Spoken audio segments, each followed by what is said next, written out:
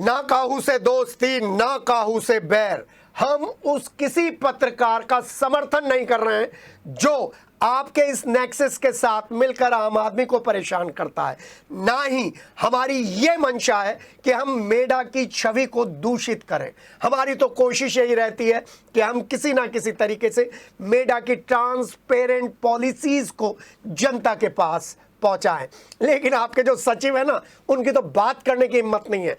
आपके ऑफिस में मैं डेकोरम का पालन करते हुए कई बार आता हूं। हाँ, उन पत्रकारों की तरह मैं नहीं पहुंचता जो आपके लोगों के साथ सेटिंग गेटिंग कर कर अलग तरीके का खेल करते हैं। मेरा काम करने का तरीका कुछ अलग है। वो अलग बात है, एक शटर उठाने के और गिराने के 50,000 रुपए आप ही के यहाँ मांगे जाते हैं।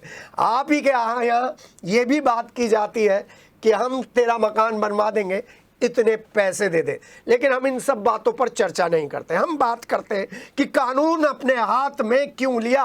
अगर फर्जी पत्रकार आपने पकड़ा था, आप सिविल लाइन थाने में फोन करते, बुलाते, उसको बिठाते और बराबर में जो डिपार्टमेंट है पत्रकारिता का, वहां से पूछते कि ये फर्जी है या नहीं।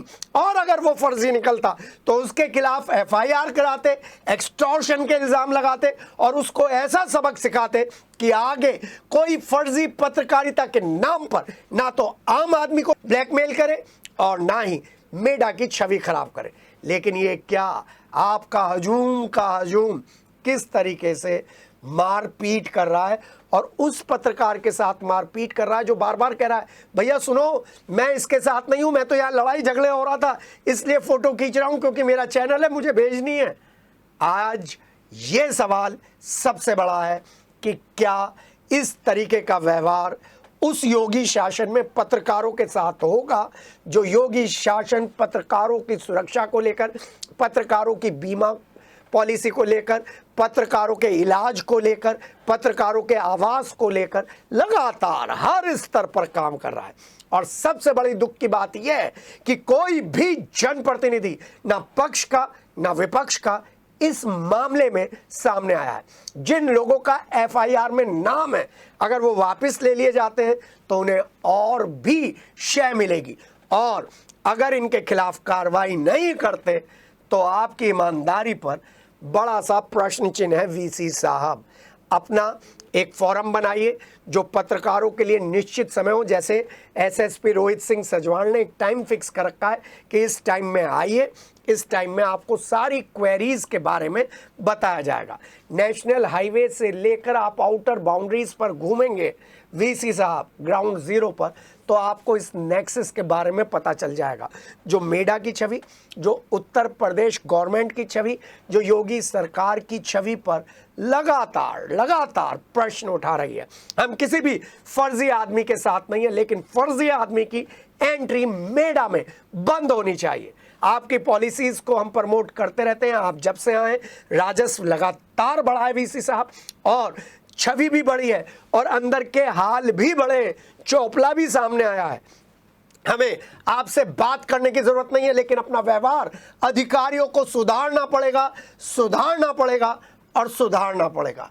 क्योंकि अगर आपने अपना व्यवहार नहीं सुधारा तो 2024 में उन लोगों के सामने बड़ी प्रॉब्लम आएगी जो कहते हैं कि गवर्नेंस आला दर्जे की है। उन लोगों को समर्थन मिलेगा जो बार बार व्यवस्थाओं पर सवाल उठाते हैं। आप तो सरकार के आँख नाक कान हैं। आपका व्यवहार ऐसा होना चाहिए सबको ये लगे कि हाँ, हमारी सरकारी अधिकारियों के पास पहुंच है। आपका एक काम मुझे बहुत पसंद आया, जब आपने किला परीक्षित गढ़ पर उस कॉलोनी को भारी दबाव के चलते जमींदोज कर दिया था, जिस पर बड़ा बड़ा प्रेशर था। हाँ, एक बार आपने 2 कदम पीछे लिए और अगले दिन 10 कदम चलकर बता दिया कि ये योगी सरकार है और मैं सिर्फ और सिर्फ ईमानदारी के साथ काम करता हूं। परिणाम है उस व्यवस्था को जिसमें पत्रकारों पर चाटे, घूसे और गाली बरस रहे हैं। आपके प्रशासन में एमडीए कैंपस के अंदर, जी हाँ, सीसीटीवी निकलवा लीजिए, जिसकी गलती है उसे सजा दीजिए। अगर रवि गुप्ता की गलती है तो हम रवि गुप्ता के साथ नहीं हैं, और अगर आपके इन लोगों की गलती है तो फिर आप एक्शन लीजिए। 70 लाख की साकेत में किसके पास दुकान है? जरा पता लगवाइए किसने 20-20 लाख के लोन लिए थे और 1 साल में उतरवा दिए हैं, जरा पता लगाइए। ये मैं आपको इनपुट दे रहा हूं। हम चुप रहते हैं तो इसका मतलब ये नहीं है कि पत्रकारों को कोई भी पीट कर चला जाए।